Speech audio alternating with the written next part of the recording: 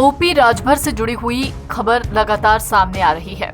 उसमें एक खबर ये भी है कि राजभर को वाई कैटेगरी की सुरक्षा मिलेगी और ये योगी सरकार का फैसला है।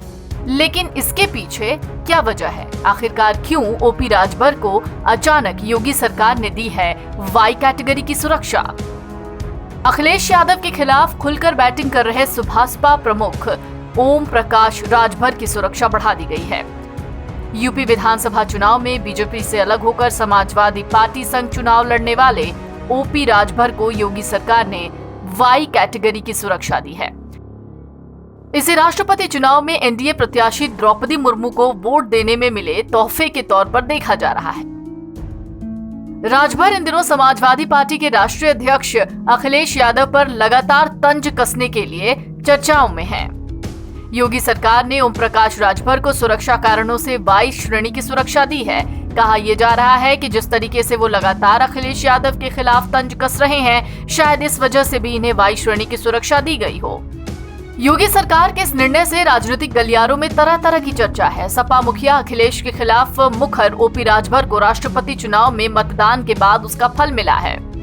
2022 का यूपी विधानसभा चुनाव ओम प्रकाश राजभर समाजवादी पार्टी के साथ मिलकर लड़े थे। उनकी पार्टी सुभासपा 17 सीटों पर उतरी थी, जिसमें से 6 सीटें जीती हैं। ओम प्रकाश राजभर भी जहूराबाद सीट से चुनाव जीते हैं। 2022 में योगी सरकार की वापसी के बाद से ही ओम प्रकाश राजभर सपा मुखिया अखिलेश यादव पर हमलावर हैं। दरअसल सुभासपा की ओर से ये कहा गया कि ओम प्रकाश राजभर ने खुद ही योगी सरकार से वाई कैटेगरी सुरक्षा की मांग की। उन्होंने कहा कि गाजीपुर में हुए बवाल के बाद ही ओपी राजभर ने राज्य सरकार से सुरक्षा मांगी थी। इतना ही नहीं, कई महीनों से लगातार ओम प्रकाश राजभर पर हमले की कोशिश हो रही थी, जिस वजह से योगी सरकार ने उन्हें सुरक्षा दी है।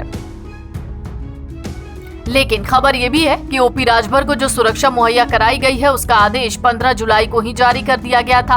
हालांकि अब मीडिया में खबर आई है, वाई कैटेगरी सुरक्षा मिलने के बाद अब ओम प्रकाश राजभर की सुरक्षा में हर वक्त 16 पुलिसकर्मी तैनात रहेंगे। आदेश जारी होने के बाद गाजीपुर पुलिस ने ओपी राजभर का सुरक्षा घेरा बढ़ा दिया है।